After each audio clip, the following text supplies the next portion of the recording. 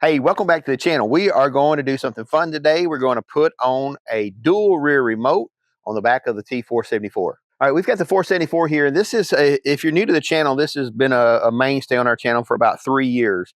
Got almost, I guess it does have 400 hours on it now, and it's just been a beast. We have abused this tractor, and it is just asked for more and more. However, when this tractor comes from the factory, it comes standard with one set of rear remotes. And we ended up, I'm going to try a articulating flail mower like we got for the small tractor. And so I'm going to need dual rear remotes. And so we're going to put that kit on. This is an OEM part. And if you're not familiar with OEM, it's original equipment manufacturer. So this kit is made by TYM. And therefore, if you need this kit, the only place you're going to get is from your TYM dealer. Go ahead and take a look right here on the form. This will give you the item numbers, rear remote valve kit. And then it also comes with a detent kit because we have the backhoe, and you'll definitely want the detent for the backhoe. So if you're not familiar with what a detent is a detent is normally a hydraulic valve will spring back to the center and turn off. Well, a detent, like on a backhoe, you need the flow to continue through the backhoe, go through the valve system of the backhoe.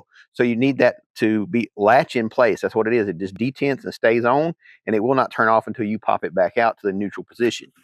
So now that we got that out of the way, let's check out the kit. So what we got here. Let's inventory. We got 2 handles to control the up and down.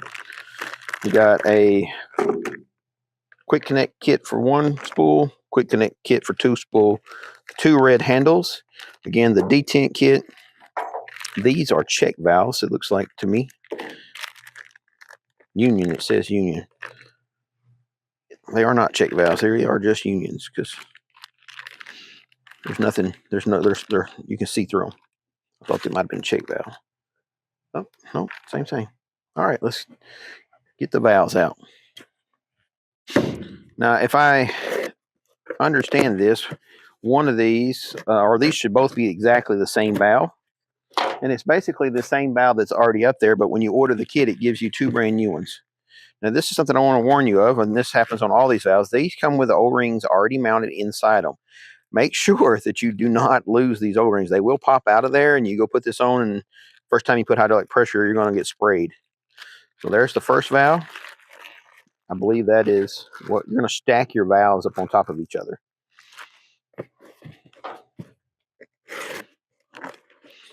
Another thing you can do is when you take your old valve off, you can, the one that come with the factory, you can just put that away, clean it up, put it back in one of these bags with the oil. And if for some reason your valve starts leaking 10 years from now, you'll have another valve on the shelf. Or if you're like in me, in my case, you'll have that valve around forever and never use it. I've got a lot of parts laying around that I'll probably never ever use. Okay, let's just double check this, make sure these both are the same valve. I think they are. The part numbers are the same. Yes, they are the exact same valve. So what we're going to do is take one of these open and put a detent on it. It doesn't matter which one has the detent. You can have either one be the detent. You just have to have one of them have the detent if you want the backhoe to work. And we want the backhoe to work. All right, the first thing we're going to do is take this. This is your return spring. This is where we're going to mount the detent. Let's take these screws out. It's got so much oil on it. There it goes.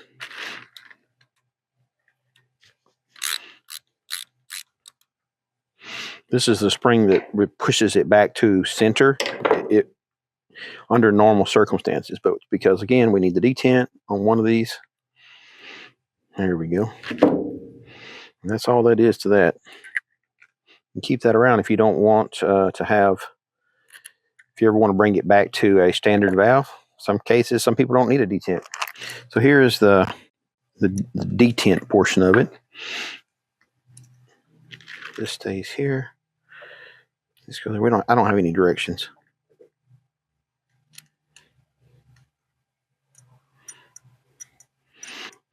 All right, so we got this on. So we just got that little metal piece, detent cap, washer, screw.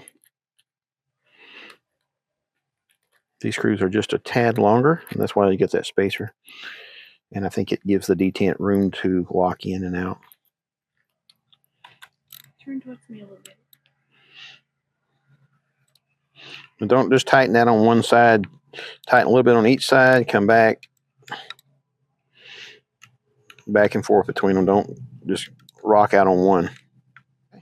Feel pretty good about that. Now we've got a detent, and that should hear it click. It stays on. But you can see this one. See it spring back. It springs back to the center. All right, so I think we're gonna be able to take this off and do all this with the mulcher still on the tractor. I don't see anything that's gonna really get in our way terribly bad. So right over here, there's one small screw. It's I think a 13 millimeter. That holds the valve, or the actual valve lever. That's what holds it on right there. So we're gonna take that one off. I could probably just set one of these valves on top of the other one and not even mess with this valve set. But since they sent me a whole new one, I'm gonna do it. All right, so one of these have a tube, and the other one has this little angle iron piece. We just remember the angle iron piece goes on the bottom. The next thing we're gonna do is we're gonna take off this line right here. This is the line coming from your hydraulic pump. And this provides power to what actually goes through your loader valve, comes through to here, goes into the rear, and provides the lifting for your 3-point hitch. So all of that hydraulic flow goes through this hose right here. And it's about 1 1/16, I think is what it is. I'm gonna lose some skin, I know it. There it went. So that was 1 1/16. All right, that's these. I'll probably make a little mess here, not much. I'm gonna put a box down there. These top two bolts right here are, let's see, that is 14 millimeter. So I'm gonna go out of my way here to keep these wiped down and clean. I did rinse this off, but we are coming from one work site to another. We come from the farm over to the house. We're gonna go do a little job for a family member, and then we're going right back with it. So I didn't want to take off the mulcher, and I just want to swap this off while I had it at the house, because most of my good tools are at the house. Normally I would keep some brake cleaner, spray this off with brake cleaner, but I don't have any with me today. I'm out. The brake cleaner is stupid expensive now. Everything's expensive. This is where the O-rings are on the bottom. There's a set of O-rings on the bottom of this, so be careful when you take this off.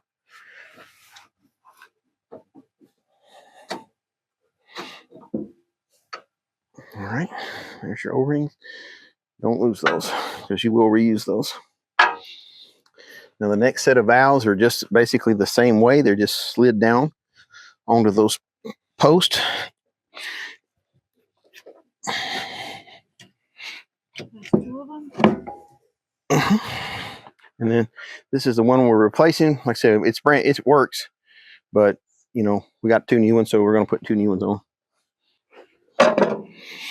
Now I'm going to be very careful, not get any dirt in this, and wipe these down. So to have enough room to do this, what we're going to have to do is we're going to have to raise the fuel tank up. So there's going to be 2 bolts here on either side for this cap, and then there's 2 small bolts on either side of the tank, and we're just going to lift the tank up just a few inches so we can get the studs on.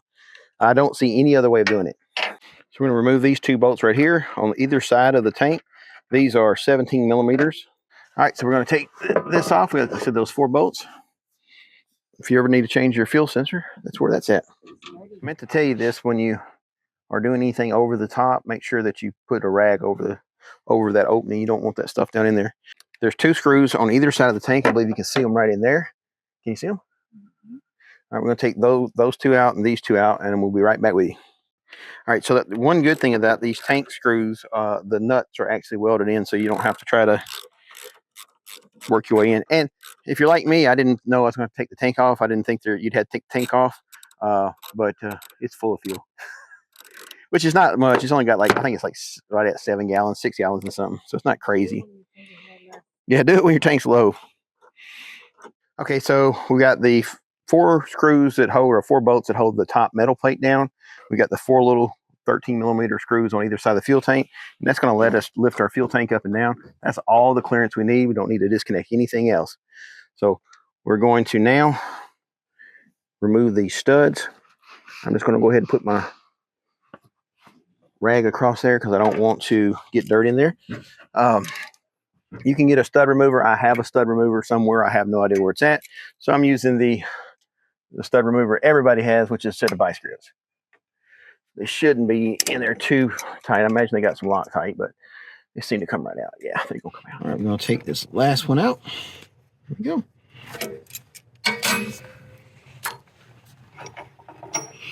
We got these two studs. Let's see. The longer threads go to the top where the nut goes on. The shorter set of threads go down into the valve body. So you'll see here there's a long thread and then a short thread. Short thread goes down into the valve body.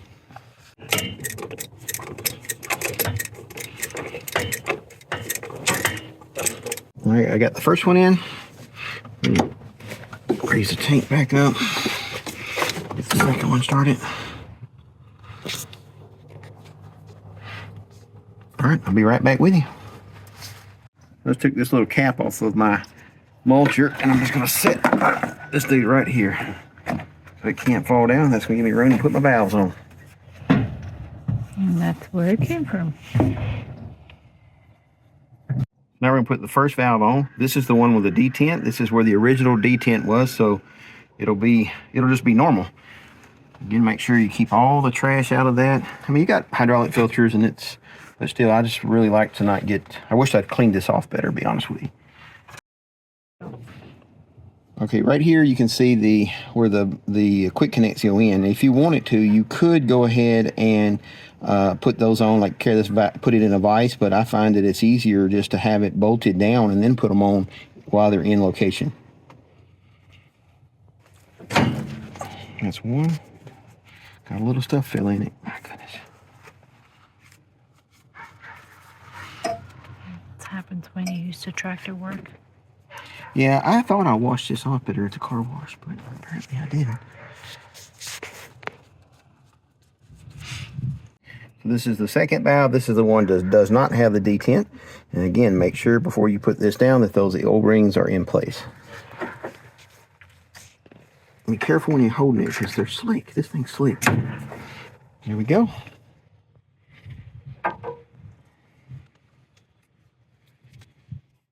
So here's the original top piece, where the original top piece goes back on. And again, make sure the O-rings are in there. Otherwise, you're going to have a big splash. So I forgot to mention this on the last, when we were putting these studs in. Make sure these studs go all the way down. You need them to go all the way down and seat to the very bottom. Otherwise, you won't have enough threads to tighten the nut up. So that's really important. I just, I've done it a lot, so it kind of just seems normal to me, but I thought, well, maybe somebody else didn't know that. They get all that put on and then not have enough thread to tighten it down. That will make a bad day. All right, now we're going to tighten these two up. So what I'm going to do is I'm going to take, if I feel snugness on the back, move to the front. If I feel snugness on the front, move to the back. And just that way you don't crush your O-rings to one side. You're going to do a little bit at a time, and that makes your O-rings seat better. It keeps you from having a leak or pinching a O-ring out, because if you get it off-centered, you can literally squeeze an O-ring out one side. So you keep it balanced. Yeah, you do. Yep, that's it. Just keeping it balanced. Yeah, if I had to do this over again, we wasn't in the middle of a winter day, I would carry this back to the car wash, and I'd already started. I tell you, make sure you clean this area good, because you don't want stuff in here. I think we've done a pretty good job overall, but I don't like the fact that. Yeah, I don't like the fact that was exposed to that stuff falling down a little bit. All right, I got the top two bolts tightened down. Now we're going to put the holes in. And we may have to pull this a little bit. It may not be as much fun to put on as you would think. But it seems like it's got plenty of extra room. I guess they thought that through. That's our 1 1/8. All right, so we got our two valves in. And I think next thing we're going to do is put our levers on. We're going to put these little rubber. I don't know if we're going to get these on today. It's cold outside, and these are hard plastic, and that is not going over that. Get a heat gun out here and heat them up, put them over. right, so here's the bolts that come with it. I didn't realize that it come with 2 new nuts for the top. I used the original, so it don't really matter.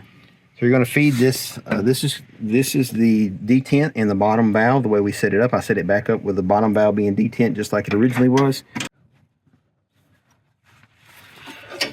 Got the first one in. All right, so there's your detent lever.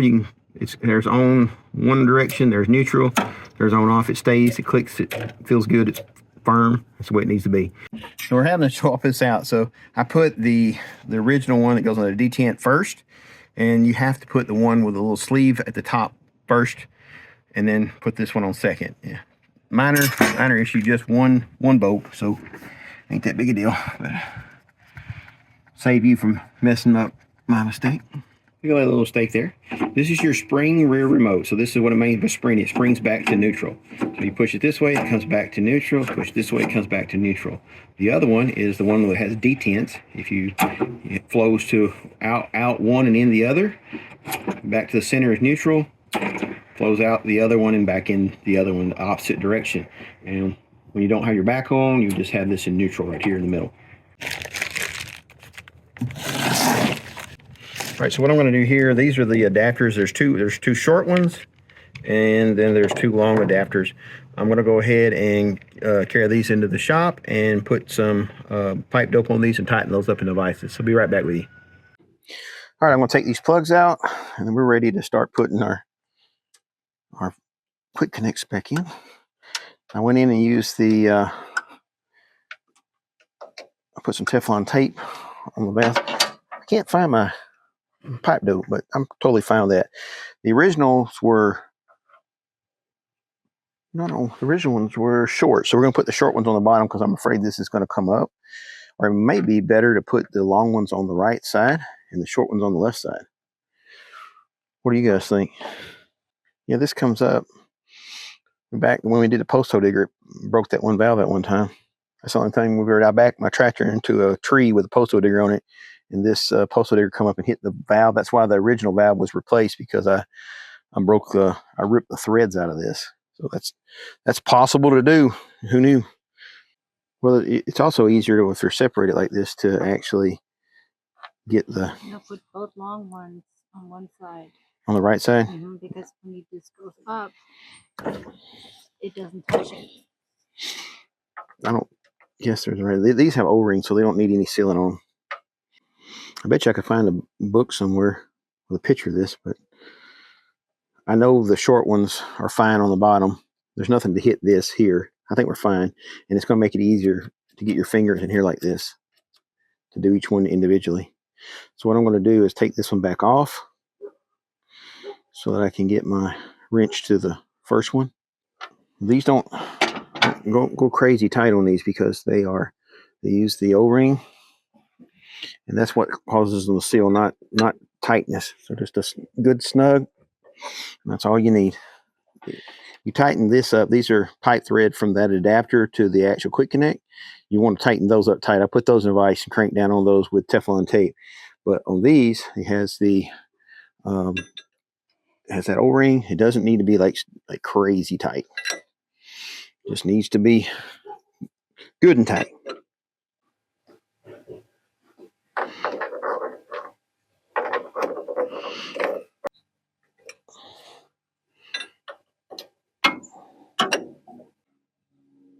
So what I'm going to do now is, before we put all this back down, I'm going to go ahead and do a pressure test. Now what you're going to do is you're going to take the tractor, crank it up, and you're going to engage these valves.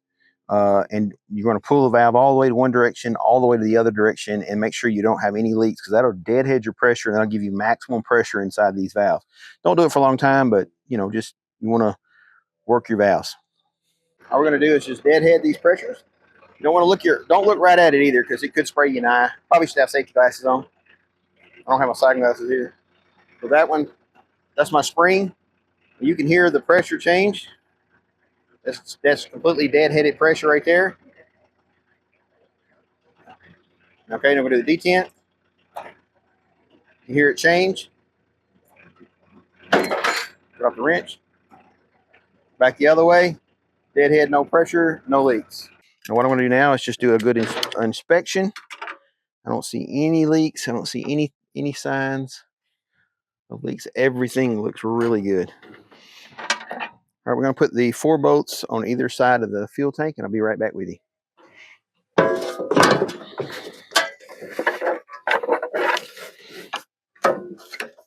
All right, so we're going to go ahead and put these 4 bolts back on. Got the nuts and the washer, big washers go on the bottom, and that's going to wrap this job up. Get this done. Be right back with you. Okay, so we got our rear remotes on. The kit did not come with instructions. However, I'm sure if when you buy it from your dealer, if you ask them to print it off, they probably would. And it went on pretty easy. This is less than ideal conditions. We did this on the back of a trailer with a piece of equipment still attached to it. So even then, the whole job took us about an hour for just, putting the kit on and wrapping this all up. So I imagine if you didn't have anything on the back end of this, this could probably be done in, 35, 40 minutes for somebody that was really skilled. Unlike me, I just kind of wing things. But anyway, we got it done. I'm excited to have that on there. This spring, we're going to try a ditch bank mower, a bigger ditch bank mower on the 474. Excited about trying it.